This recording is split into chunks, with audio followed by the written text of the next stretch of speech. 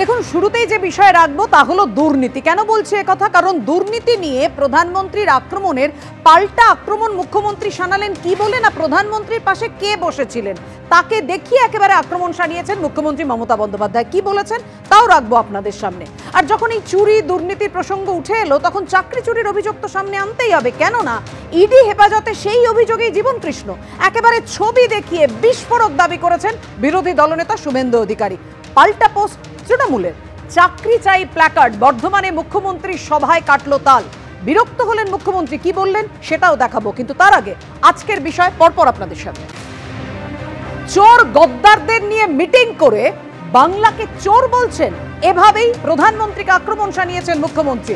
দুর্নীতি নিয়ে প্রধানমন্ত্রীর আক্রমণের পাল্টা জবাব দিলেন আজ মুখ্যমন্ত্রী পশ্চিম বর্ধমানের সভা থেকে। নিয়োগ দুর্নীতি মামলায় ইডি হেফাজতে বড়ুয়া তৃণমূল বিধায়ক জীবন কৃষ্ণ সাহা। বিধায়ক হওয়ার আগে চাকরি বিক্রির এজেন্ট ছিলেন জীবন কৃষ্ণ, এমনটাই দাবি করেছেন এনফোর্সমেন্ট ডিরেক্টরেটের আধিকারিকরা। জীবন কৃষ্ণ হিমশৈলের চূড়া মাত্র, টাকা পৌঁছতো কালীঘাটে। কে দাবি করছেন? একেবারে ছবি দেখিয়ে দাবি করেছেন বিরোধী দলনেতা শুভেন্দু অধিকারী। দুর্নীতিগ্রস্তদের নিয়োগ করে দুর্নীতির বিরুদ্ধে লড়াই করছেন প্রধানমন্ত্রী নরেন্দ্র মোদী। পাল্টা সোশ্যাল মিডিয়ায় পোস্ট করে আক্রমণ শানিয়েছে তৃণমূল। বর্ধমানে মুখ্যমন্ত্রীর সভায় কাটলো তাল। সভা চলাকালীনই নিয়োগের দাবিতে প্ল্যাকার্ড দেখালো এসএসসির, অর্থাৎ আপনাদের জানিয়ে রাখি 2022-এর যারা টেট উত্তীর্ণরা তারা। এবার শুরুতেই আপনাদের দেখাবো বর্ধমানের সভা থেকে প্রধানমন্ত্রীর আক্রমণের পাল্টা জবাব দিলেন আজকে মুখ্যমন্ত্রী মমতা বন্দ্যোপাধ্যায়। প্রধানমন্ত্রীর কাছ থেকে এটা আশা করি না, আমি প্রধানমন্ত্রীর চেয়ারকে সম্মান করি। কেন বলবেন বাংলায় সবাই চোর তাই টাকা বন্ধ করেছেন? সবচেয়ে বড় চোর উত্তরপ্রদেশ, মহারাষ্ট্র, মধ্যপ্রদেশ। আর কি বলেছেন?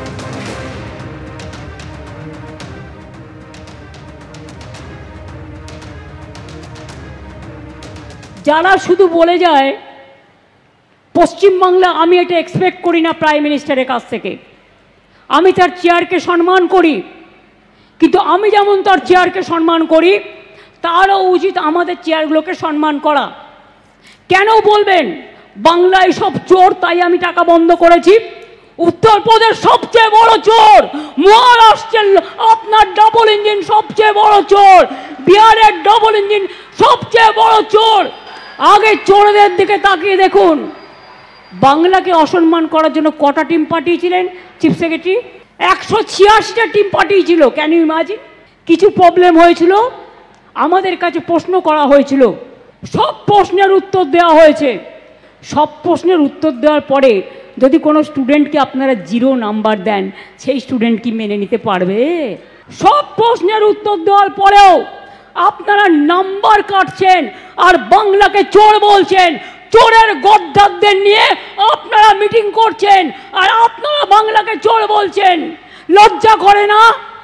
লজ্জা, ঘৃণা, ভয় 3 থাকতে নয়, একটা কান না কাটা থাকলে আর একটা কান কাটার ভয় থাকে।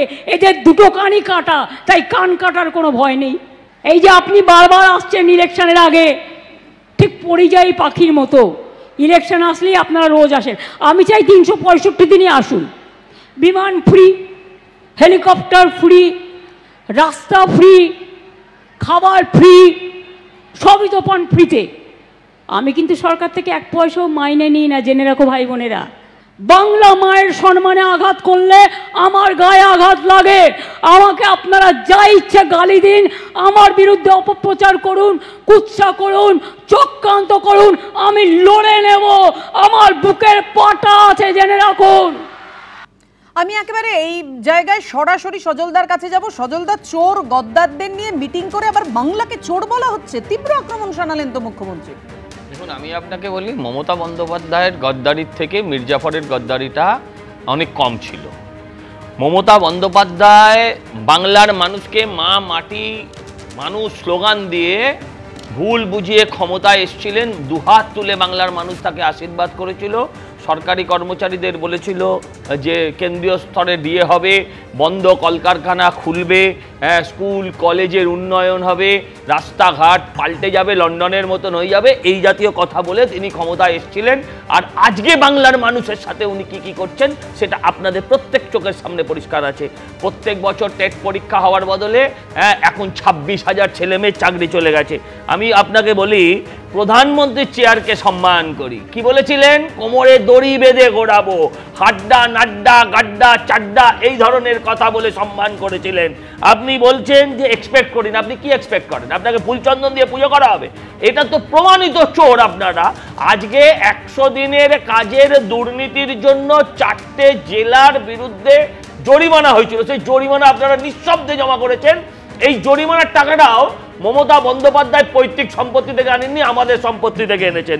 বলছেন সজলদা, মমতা বন্দ্যোপাধ্যায় একেবারে রাজ্যের নাম করে করে বলছেন, উত্তরপ্রদেশ, মহারাষ্ট্র, মধ্যপ্রদেশ, সেই রাজ্যগুলোতে ডাবল ইঞ্জিন সরকার, সেখানে তো বেশি চুরি, আপনারা বাংলাকে চোর বলছেন। আসবো আপনার কাছে, তার আগে প্রধানমন্ত্রী নরেন্দ্র মোদী 22 তারিখ ঠিক কি বলেছিলেন দেখো।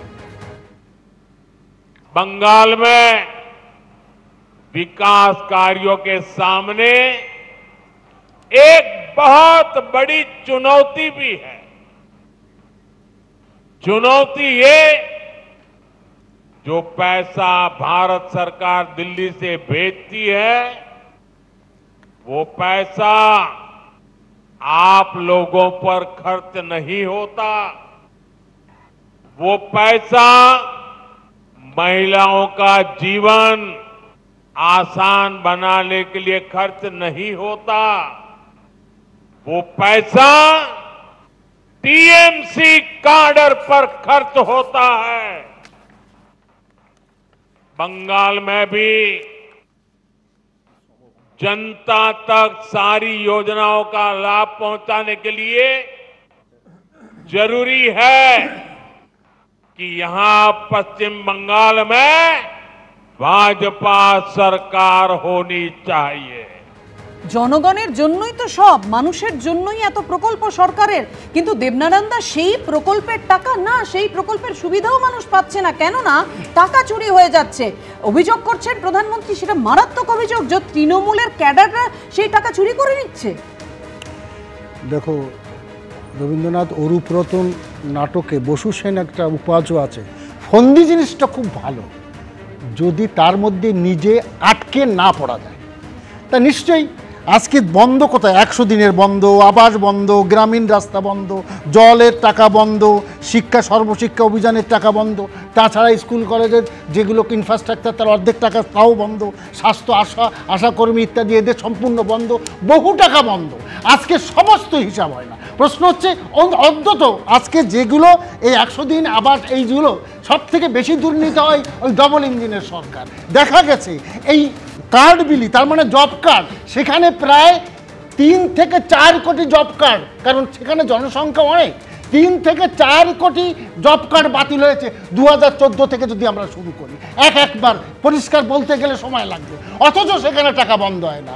আসামের টাকা বন্ধ হয় না, মহারাষ্ট্রের টাকা বন্ধ হয় না, মধ্যপ্রদেশ টাকা, কোনো টাকা কারো বন্ধ হয় না, পশ্চিমবঙ্গের সমস্ত জায়গার টাকা সমস্ত কেন বন্ধ হয় সেটা কিন্তু বিজেপি একদম ধরে ধরে বলে দিচ্ছে। না না, রাজ্য সরকার হিসেব দেয় না, সেই কারণে কেন্দ্রের কাছ থেকে টাকা পায় না, টাকা এলে সেটা চুরি করে না। লাইনের ব্যাপার হিসাব দেয়। এবং এই যে সচল বললো 4টে জেলার টাকা মমতা বন্দ্যোপাধ্যায়, কিন্তু বাকি 17টা জেলার টাকা দিচ্ছে। কথা শুনলাম কিছু টাকা বন্ধ, কিন্তু তার মানে দেব না, কোনো টাকা দেব না। বলুন তো কোন রাজ্যে দুর্নীতি হয়নি? 100 থেকে আবাস যোজনা, কোন জায়গায় হয়নি? সমস্ত রাজ্য হয়েছে। আজকে পশ্চিমবঙ্গকে দেব না, বিমাতৃ সুলভ প্রতিহিংসা আজকে সারা ভারতে এই পশ্চিমবঙ্গে কোন রাজ্যে ভাষা অপদস্থ, বাংলা অপদস্থ, বাঙালি অপদস্থ, টাকা অপদস্থ, সব জায়গায় অপদস্থ, এর মতো হিংসা। দেবনারায়ণ দা, আপনি অন্যান্য রাজ্যের মহারাষ্ট্র, মধ্যপ্রদেশ, বিহার বিজেপি শাসিত রাজ্যের দুর্নীতির উদাহরণ টানছেন, এ রাজ্যে দুর্নীতি হয়নি বলছেন। এই প্রাতিষ্ঠানিক দুর্নীতির কারণে 26,000 চাকরি শিক্ষকদের তারা চলে গেছে, তারা রাস্তায় বসে রয়েছেন, জানেন না কি হবে তাদের। এবারে দেখুন আজকে কি হলো বর্ধমানে মুখ্যমন্ত্রীর সভায়, তাল কাটলো কিভাবে না, সভা চলাকালীন নিয়োগের দাবি জানিয়ে প্ল্যাকার্ড দেখালেন টেট উত্তীর্ণ চাকরি প্রার্থীরা। মুখ্যমন্ত্রীর বক্তব্যের মাঝেই তারা প্ল্যাকার্ড তুলে ধরে। বিনা পয়সায় জুতো বাচ্চাদের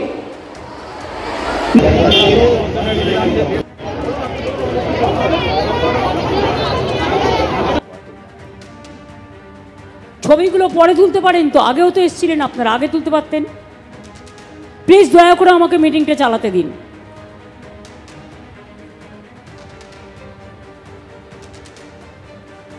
দেখি কতক্ষণে আপনারা ঠিক হন।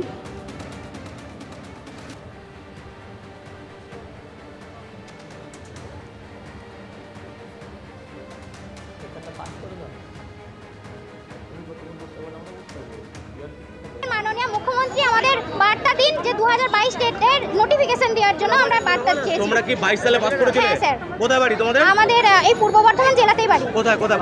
আমার খণ্ডঘোষে বাড়ি। খণ্ডঘোষে বাড়ি। খণ্ডঘোষ ব্লক। কি লেখা ছিল প্ল্যাকার্ডে? প্ল্যাকার্ডে লেখা ছিল যে মাননীয় মুখ্যমন্ত্রী প্রাথমিক নোটিফিকেশন দিন এবং আমাদেরকে বার্তা দিন, যে নোটিফিকেশন আসুক সেই বার্তা দিন। 23 সালের 10ই ফেব্রুয়ারি আমাদের রেজাল্ট দিয়েছে, কিন্তু এখনো পর্যন্ত আমরা নিয়োগ পাইনি।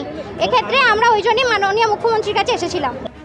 তারা মাননীয় মুখ্যমন্ত্রীর কাছে কি কারণে এসেছিলেন? তারা বললেন আমরা পরীক্ষা দিয়েছি। এমন তো নয় তারা পরীক্ষা না দিয়ে চাকরি চাইতে এসেছেন, তারা পরীক্ষা দিয়েছেন, যথাযথভাবে উত্তীর্ণ হয়েছেন, তা সত্ত্বেও নিয়োগ কেন নয় সেই দাবিতেই এসেছেন সৈকত।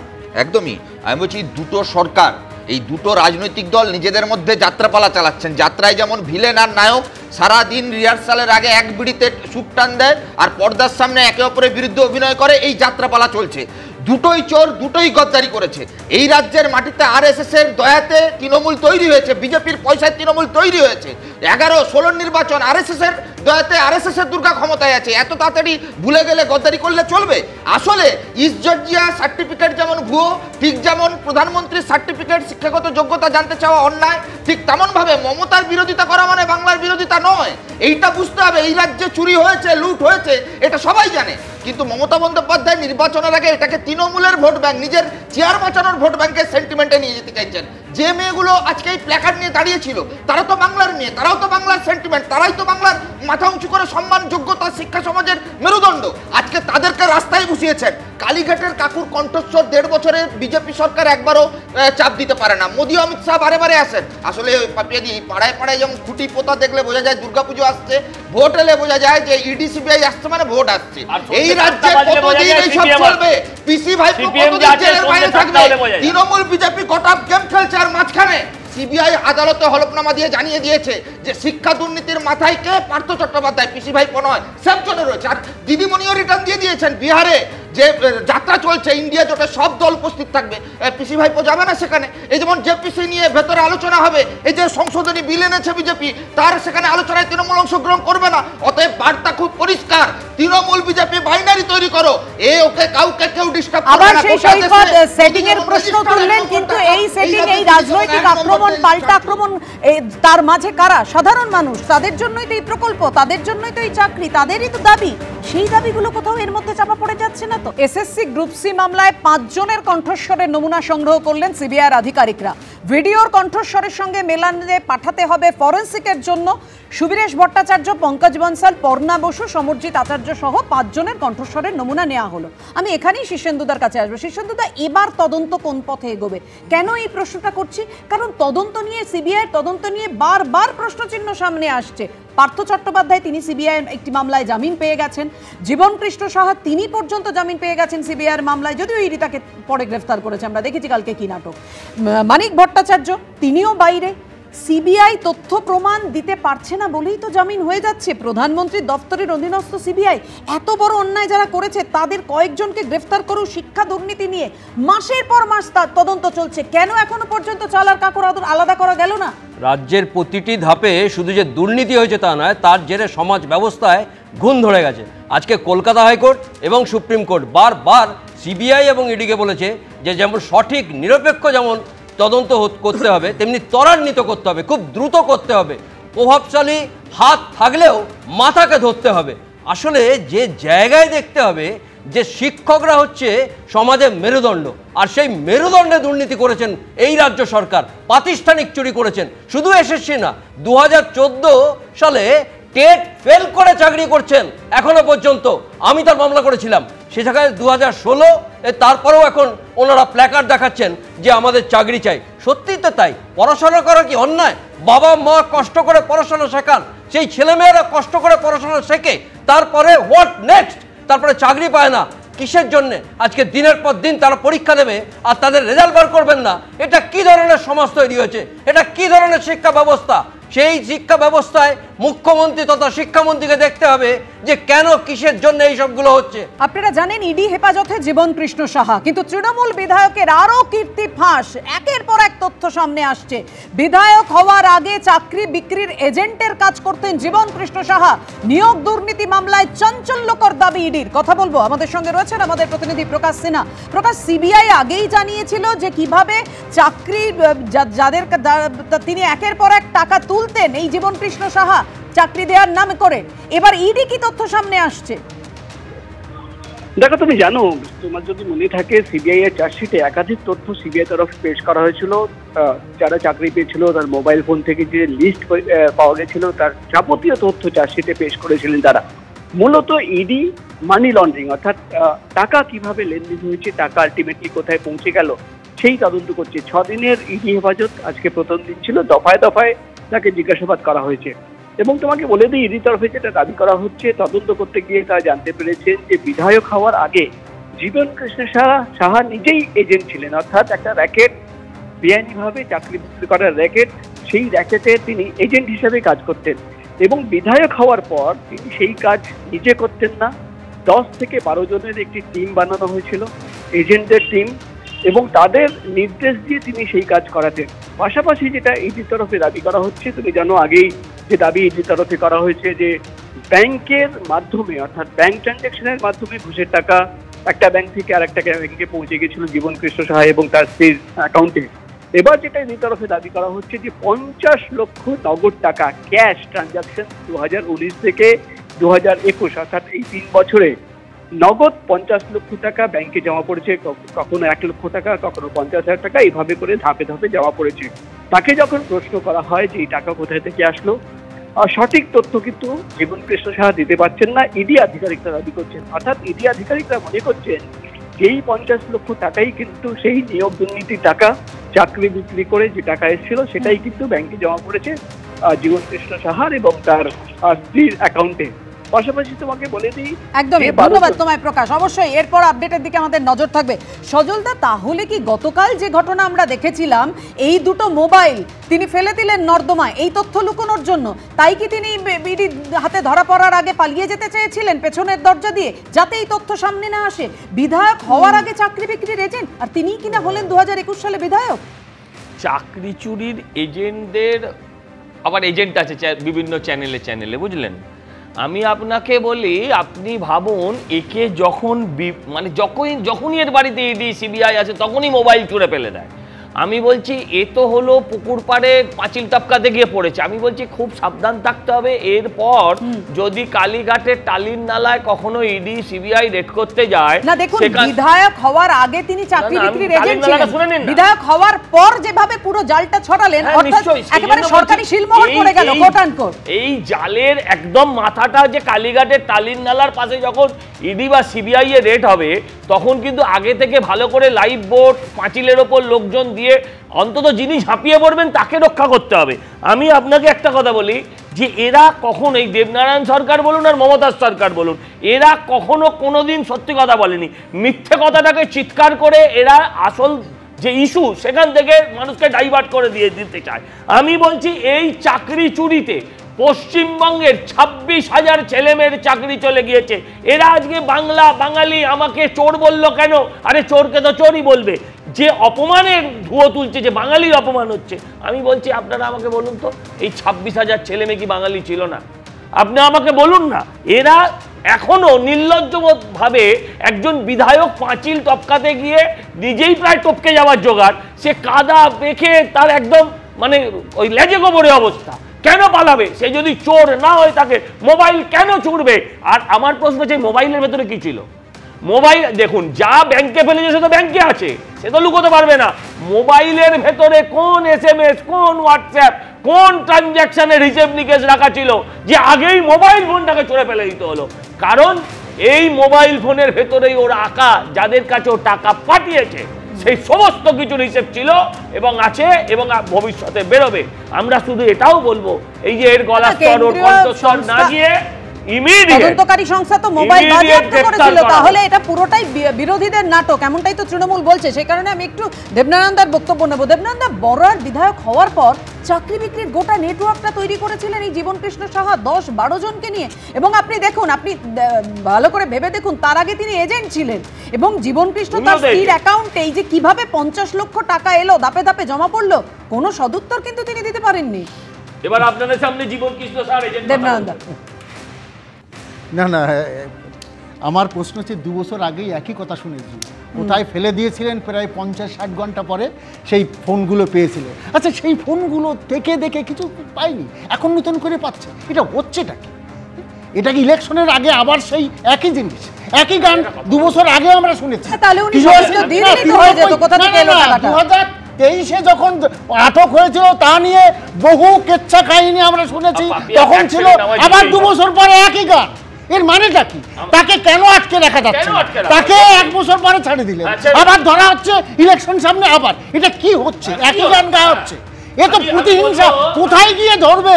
আরে ওর তো 2 বছর আগেও আটকানো হয়েছিল, তখনও ফোন দেখে পরপর সব বার করা হয়েছিল, সেখান থেকে ফোন পাঠানো হলো, সব বার, এখন আবার নতুন করে। এটা কি হচ্ছে? এগুলো কি সব একই জিনিস, ডাল জিনিস হচ্ছে নাকি, না আবার নতুন করে নাটক শুরু হচ্ছে ইলেকশনে জেতার জন্য? এগুলো মানুষ সবই বোঝে। এটা বলেছে তো E² এটা হচ্ছে E², ইলেকশন কমিশন স্কয়ার, আমি এনফোর্সমেন্ট ডিরেক্টর, ঠিকই করে। অর্থাৎ দেবনারায়ণদা বলছেন মানুষ সবই বোঝে, সিবিআই ইডি বোঝেন না। আমি অবশ্যই সজলদার রিঅ্যাকশন নেব, কিন্তু তার আগে দেখাবো কুণাল ঘোষ তিনি কি বলেছেন, দেখুন। আইন আইনের পথে চলুক, যদি সত্যি কেউ দোষ করে থাকে তাহলে তদন্তে উঠে আসবে, কোর্টে যাবেন, এই নিয়ে একটি শব্দও বলবো না। কিন্তু এর টাইমিং নিয়ে অবশ্যই বলবো যে প্রধানমন্ত্রী 2-4 দিন আগে একটা ভোট চাই, ভোট দিন, এরম গোছের কিছু কথা বলে, সেদিন থেকেই আমরা অনুমান করছিলাম যে বিজেপি তো তার দল, শাখা সংগঠন, গণসংগঠন, এগুলো তো কিছু নেই, এগুলো দিয়ে হবে না। তাহলে এবার নামবে হচ্ছে সেন্ট্রাল এজেন্সিগুলি। তো কখন এরা ঘুমিয়ে পড়েন, কখন এরা জেগে ওঠেন? এই জীবনকৃষ্ণ সাহা এর বিরুদ্ধে তো সিবিআই একবার এই এক কথাগুলোই বারবার বলা হয়েছে, এখন আবার ইডি বলছে। প্রধানমন্ত্রী এখানে একটা নির্বাচনী সভাগোচর করে গেলেন, তারপরেই নেমে পড়েছে সেন্ট্রাল এজেন্সি। যে টাইমিং, যখন সেন্ট্রাল এজেন্সি নামছে, প্রধানমন্ত্রী ঘুরে ভোট ভোট ভোট ভোট বলে যাওয়ার পরে, তখন ধরে নিতে হয় এটা তৃণমূল কংগ্রেসকে মেলাইন করার জন্য, তৃণমূল কংগ্রেসকে হ্যারাস করার জন্য। কারণ বিজেপির সংগঠন, বিজেপির শাখা সংগঠন দিয়ে তো কিছু হবে না, তাই বিজেপির অন্য সংগঠনগুলোকে নামানো হয়েছে। অর্থাৎ তৃণমূলের দাবি ভোটের আগে কেন্দ্রীয় এজেন্সির তৎপরতা বেড়ে যায়। সৈকত, এখানেই প্রশ্ন, সিবিআই যখন তদন্ত করছিল, যে মোবাইল পেয়েছিল, যে ব্যাগ ভর্তি তথ্য উদ্ধার করেছিল, সেখান থেকে সাপ্লিমেন্টারি চার্জশিটে সিবিআই দাবি করেছিল যে নিয়োগ দুর্নীতির সঙ্গে প্রত্যক্ষভাবে জড়িত ছিল জীবনকৃষ্ণ সাহা। চাকরির নামে তিনি কোটি কোটি টাকা তুলেছেন, কাদের মাধ্যমে সেই টাকা তোলা হয় সেটাও উল্লেখ ছিল। তাহলে কি করে জামিন পেয়ে গেলেন জীবনকৃষ্ণ সাহা? ফোনটা যে রিট্রিভ করেছিল, সিবিআই দাবি করেছিল, তাহলে কি করে জামিন পেয়ে গেল? এটাই তো গোটা রাজ্যের মানুষের প্রশ্ন, আমাদেরও প্রশ্ন ওটাই, যে এই রাজ্যে এতদিন ধরে এত দুর্নীতির তদন্ত, ভোট এলে ইডি সিবিআই এর এত আনাগোনা, বিজেপি নেতাদের এত বড় বড় ভাষণ, তারপর দিনের শেষে রেজাল্ট কি? 1.5 বছর আগে কালীঘাটের কাকুর কণ্ঠস্বর, তার রিপোর্ট কোথায়? আজকে থেকে 6 দিন আগে পার্থ চ্যাটার্জির জামিন হলো, আজ থেকে 4 দিন আগে সুদীপ্ত দেবযানী সারদা মামলায় বেকসুর খালাস হলো, আর পার্থ চট্টোপাধ্যায়, এখানে সজলদা এক কথা বলছেন, আর কোর্টে দাঁড়িয়ে সিবিআই বলছে শিক্ষা দুর্নীতির মূল মাথার নাম পার্থ চট্টোপাধ্যায়। এই যে বারে বারে মমতা বন্দ্যোপাধ্যায়, নরেন্দ্র মোদী, দিদি মোদীর লড়াইয়ের বাইনারি তৈরি করবার চেষ্টা করা হচ্ছে। আসলে এই রাজ্যে তো আমরা জানতাম, এটা তো নতুন কিছু নয়, যে তৃণমূলের বিধায়ক হতে গেলে অপরাধ জগৎ থেকে তাকে হাত পাকাতে হবে। শওকত বোম্বে যে তৃণমূলের এমএলএ হয়েছে, জীবনকৃষ্ণ আগে দালালি করতো, চাকরি বিক্রির এজেন্ট ছিল, সেখান থেকে তৃণমূলের এমএলএ হয়েছে। ম্যাঙ্গোরা থানাতে 10-12টা এফআইআর আছে, তারপর তৃণমূল ছাত্র পরিষদের নেতা হয়েছে। স্বাভাবিকভাবেই তৃণমূল নামক দলটা যে রেজিস্টার্ড অপরাধীদের দিয়ে সংগঠিত একটা রাজনৈতিক দল, সেটা আমরা জানি। কিন্তু বিজেপি এই রাজ্যে এতদিন ধরে 19-এর নির্বাচন, 21-এর নির্বাচন, 24-এর নির্বাচন, ইডি সিবিআই না থাকলে তো বিজেপি বলে কিছু আছে এই রাজ্যে, অথবা তৃণমূল না থাকলে তো এই রাজ্যে বিজেপি বলে কিছু আছে, আমরা কেউ জানতেও পারতাম না। শেষ কবে দেখবো? ভোট এলে এই দিদি মোদির বাইনারির লড়াই আলটিমেটলি 26,000 যে প্রতারিত চাকরিয়ারা তাদের কি সুবিচার পাইয়ে দেবে? সারদার যে এতগুলো মানুষ প্রাণ হারালো তাদের বিচার কে দেবে? নারদার যে ভিডিও ফুটেজ, সেই ভিডিও ফুটেজ মুছে দিয়ে ভোট বাইনারির মাঝখানে দাঁড়িয়ে আসল রহস্য কোথায় সামনে আসবে? এই যে এত এসএসসি প্রাইমারির এত চাকরি বিক্রি, এই টাকার অঙ্ক, এই যে টাকার হিসাব, কেউ কি জানে না যে এই রাজ্যের সমস্ত দুর্নীতিটা 14 তলার নবান্ন থেকে ক্যামাক স্ট্রিট থেকে কালীঘাট সবটা অর্গানাইজড ক্রাইম হয়েছে? একেবারে অর্গানাইজড ক্রাইমের কথা বলছেন, কিন্তু আমি শীর্ষেন্দুদার কাছে আসবো। শীর্ষেন্দুদা, আপনি একজন আইনজীবী, যখন কারোর হয়ে লড়েন তখন তো আপনাদের প্রমাণ, তথ্য সমস্ত কিছু তুলে ধরতে হয় মাননীয় বিচারপতিদের সামনে। সেটা প্রমাণ হলেই তো তিনি সাজা পাবেন। এক্ষেত্রে ইডিকে তো প্রমাণ করতে হবে যে বিধায়ক হওয়ার আগে তিনি এজেন্ট ছিলেন এবং তারপর কিভাবে বিধায়ক হওয়ার পর গোটা চক্রটা চাকরি চুরির এই প্রতারণার জালটা ছাড়িয়েছিলেন। আমরা ভুলে যাইনি সিবিআইয়ের মামলায় তিনি কিন্তু জামিন পেয়ে গেছেন। অবশ্যই তাই, প্রমাণ চাই, এভিডেন্স চাই। আজকে PMLA, prevention of money laundering act, prevention of money laundering act হচ্ছে অবৈধ টাকাকে বাণিজ্যিক ভিত্তি লেনদেনের মাধ্যমে বৈধ করা। ইনিও তাই করেছিলেন। এরা কোথায় মাসি, পিসি, ভাই, তাদের ব্যাংকে ব্যাংকে আলাদা আলাদা করে টাকা লেনদেন করে দিয়েছিলেন। আর 3টে ধাপে এটা হয়। একটা প্লেসমেন্ট, প্রথম সব টাকাগুলো এক জায়গায় জড়ো করা হয়, তারপরে সেটা করতে হয় লেয়ারিং, এই ধাপে কিছু, ওই ধাপে কিছু, এই ধাপে কিছু, তারপরে আর ইন্টারোগেশন, সমন্বয়করণ। প্রত্যেকটা জায়গা থেকে এই 3টে ধাপে পিএমএলএ হয়। এই জায়গাতে দেখতে হবে প্রত্যেকে, ইডিকে সেই ডকুমেন্টস দেখাতে হবে, ইডিকে সেই এভিডেন্স দেখাতে হবে যে ইনি এইভাবে জড়িত। আজকে কোথা থেকে টাকাটা এসেছে, কে নিয়েছে আর কোথায় গেছে, এইটা বারবার কিন্তু হাইকোর্ট থেকে সুপ্রিম কোর্ট প্রত্যেককে বলেছেন যে নিরপেক্ষ, সঠিক, ত্বরান্বিত, দ্রুত করতে হবে তার তদন্ত। কারণ আজকে যে জায়গায় শিক্ষাঙ্গনে চকডাস্টার নিয়ে শিক্ষা দান করার কথা ছিল শিক্ষকদের, তাদের আজকে রাস্তায় নামিয়ে দিয়েছেন এই প্রাইমারি প্রাথমিক শিক্ষা পর্ষদ বা এসএসসি রাজ্য সরকার। সেই জায়গায় দেখতে হবে যে ছাত্রছাত্রীরা কি দোষ করেছিল, তারা পড়াশোনা করে কি দোষ করেছিল। তারা আজকে পরীক্ষা দিয়েছেন, তাদের রেজাল্ট দেবেন, যারা যারা চাকরি পাবে তাদের চাকরি দেবেন, যোগ্য এবং অযোগ্য তাদের আপনারা এক জায়গায় ফেলে দেবেন। চাল আর কাপড়কে এক জায়গায় ফেলে দিলে সে বস্তা তো বিসর্জন যাবেই।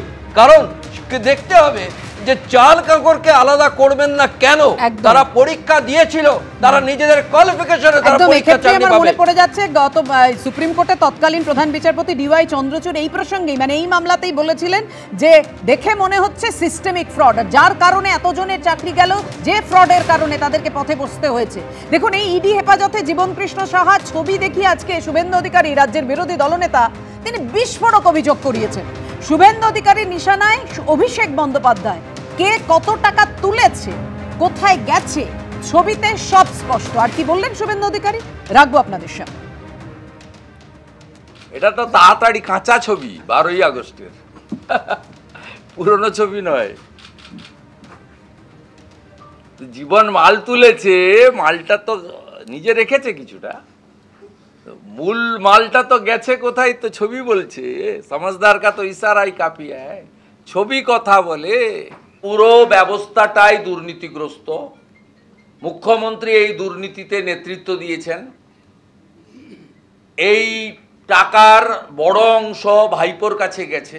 সুজয় কৃষ্ণ ভদ্র, যিনি লিপস অ্যান্ড বাউন্সের একজন উচ্চ পদের কর্মচারী ছিলেন, সিইও ছিলেন, তিনি তার কল রেকর্ডে বারে বারে অভিষেক অভিষেক শব্দ উচ্চারণ করেছেন। এই ধরনের জীবনকৃষ্ণ সাহা সহ অসংখ্য, যে প্রয়াত এমএলএ তাপস সাহা সহ অসংখ্য কালেক্টর গোটা পশ্চিমবঙ্গে ছড়িয়ে দেওয়া হয়েছিল, যাদের কাজ ছিল বেকার যুবক যুবতীদের কাছ থেকে চাকরি দেওয়ার নাম করে টাকা জোগাড় করে তাদের কাছে পৌঁছে দিতে হতো। তারা কেস প্রতি কেউ কোথাও 1 লাখ, কোথাও 2 লাখ করে রাখতেন, বাকি টাকা তারা পৌঁছে দিতেন কলকাতাতে কালীঘাটে। পুরো মন্ত্রিসভাটা চোর। আর মন্ত্রিসভা চোর হলে মুখ্যমন্ত্রী নিজে চুরিতে নেতৃত্ব দিয়েছেন, প্রশ্রয় দিয়েছেন, তার পরিবার সবচেয়ে বড় বেনিফিশিয়ারি। আর শুভেন্দু অধিকারীর এই আক্রমণের পাল্টা জবাব তৃণমূলে। স্মৃতিভ্রষ্ট হচ্ছেন শুভেন্দু অধিকারী। দুর্নীতিগ্রস্তদের নিয়োগ করে দুর্নীতির বিরুদ্ধেই লড়াই প্রধানমন্ত্রী। বাংলায় দুর্নীতির বিরুদ্ধে যুদ্ধ ঘোষণা করেছেন নরেন্দ্র মোদী, আর তাঁরই প্রচারের মুখ শুভেন্দু। পোস্টে কটাক্ষ তৃণমূলে।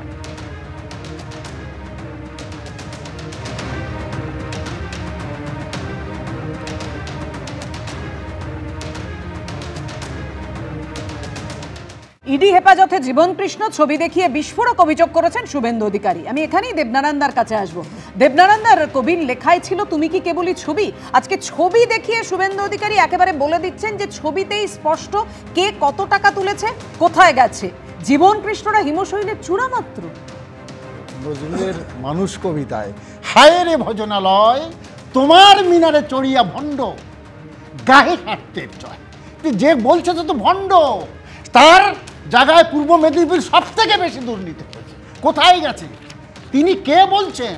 যিনি ব্যক্তি তিনি নিজেই তো অনেস্ট নয়, তারই তো সমস্ত কর্ম। তাহলে তাকে যে ভণ্ড বলছে তাকে তো শুদ্ধ হতে হবে। নিশ্চয়ই আমি থামালাম সৈকত তোমায়। দেবনারায়ণ তাকে তো আগে শুদ্ধ, কে বলছে তার সততা আগে প্রমাণ হোক। কে বলছে? মানুষ ওইসব বিশ্বাস করে না। আমি তো বারবারই বলছি মানুষ বিশ্বাস তাকেই করে যে ব্যক্তি তো বহুবার বলেছে। তোকে এক বছরের মধ্যে 2023-এ শুনেছি মানে 5-6 বার বলেছে ওকে অমুক দিন যেতে হবে, অমুক গভর্নমেন্ট অমুক দিন যাবে, অমুক অবগুন। এ বহু শুনতে শুনতে এখন কান ঝালা হয়ে গেছে। আমি তো বলছি নিজের সততার প্রমাণটা আগে দিক। আজকে যদি বিজেপিতে না যেত তাহলে সেই আগেই অ্যারেস্ট হতো। সুতরাং ওই বক্তব্য বলে অভিযোগ স্পষ্ট। আমাকে একটু বলতে দিতে হবে। হ্যাঁ, এখন ব্যাপারটা হচ্ছে আপনারা নিশ্চয়ই এই জীবন কৃষ্ণের বাবার বিবৃতিটাও দেখিয়েছে। বাবা বলছে ছেলে জেলে থাক। হ্যাঁ দেখিয়েছেন, সবাই দেখিয়েছে। বাবা বলছে ছেলে জেলেই থাক, আর এই কুণাল ঘোষ দেবনারায়ণ সরকাররা বলছে বালাই থাক। আমার বক্তব্য হচ্ছে যে বাবা বলছে আমি ওর জন্য ঘরে ঢুকতে পারি না, আমি বাড়ি ছাড়া, আমাকে মারে, হ্যাঁ আমার ওপর অত্যাচার করে, ছেলে সমাজ বিরোধীদের নিয়ে রাজনীতি করে, ছেলে কোটি কোটি টাকা রোজগার করেছে। আর এখানে দেবনারায়ণ সরকার তার এজেন্ট হয়ে তাদেরকে আটকান, তাদের হয়ে কথা বলছে। আমি বলছি ঈশ্বরের কাছে প্রার্থনা করি যে জীবন কৃষ্ণের মতন একটা দেবনারায়ণ সরকারের ছেলে হোক। জীবন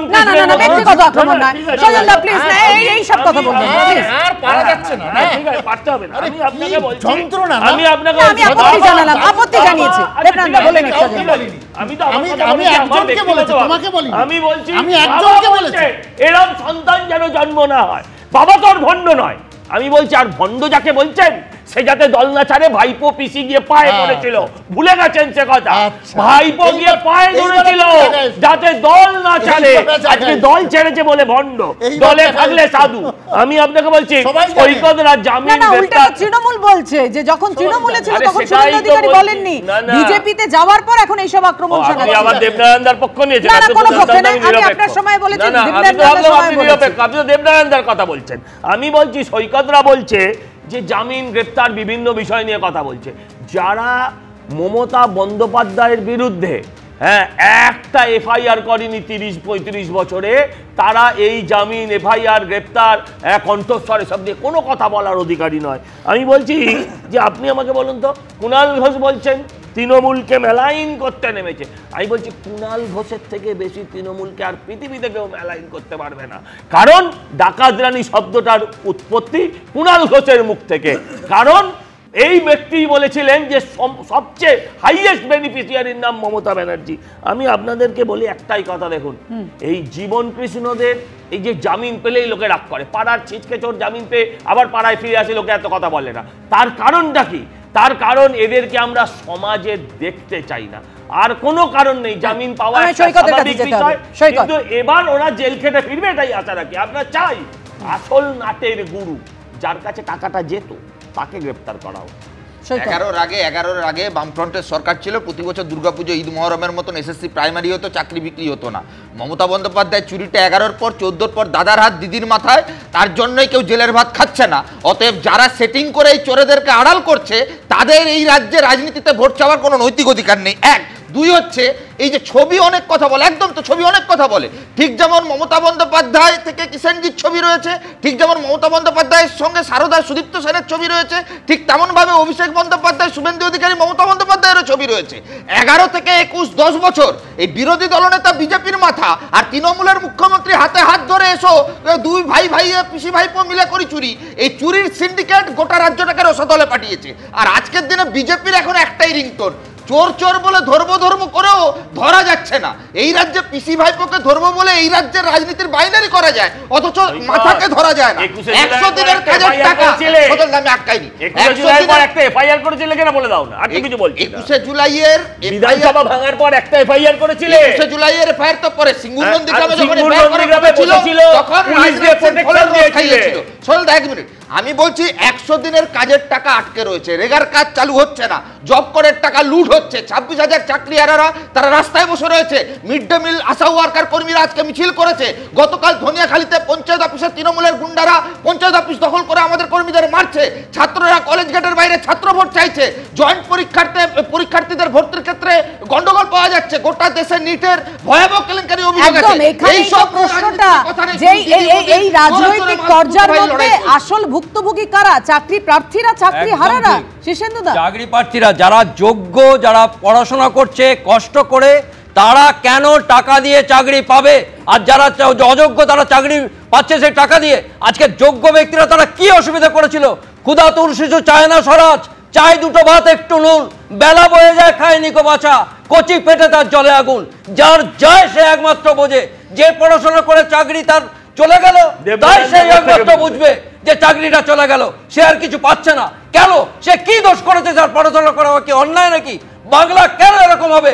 বাংলাতে কিসের জন্য সেই অন্ধকার নেমে আসবে? আমরা তো জানি যে শিক্ষার আলো মানুষকে এগিয়ে দেয়, সেটা কিসের জন্য কেন এগুতে পারবে না বাংলা? জগৎ সভায় বাংলা 1 নম্বর কেন হবে না? কেন কিসের জন্য আমাদের বাইরে বাংলার নামে শুনতে হবে? আজকে মুখ্যমন্ত্রী তথা শিক্ষামন্ত্রী এই শিক্ষার আলো, এর উপরই তো আমাদের ভরসা আছে, সেটা একদম আলোর দিকেই আমাদের পৌঁছে দিক, অন্ধকার সমস্ত গুটিয়ে কে চোর আর কে দুর্নীতিগ্রস্ত এটা যেন তদন্তে সঠিকভাবে বেরিয়ে আসে। আমাদের আজকের আলোচনা ছক ভাঙা ছটা এখানেই শেষ করছি।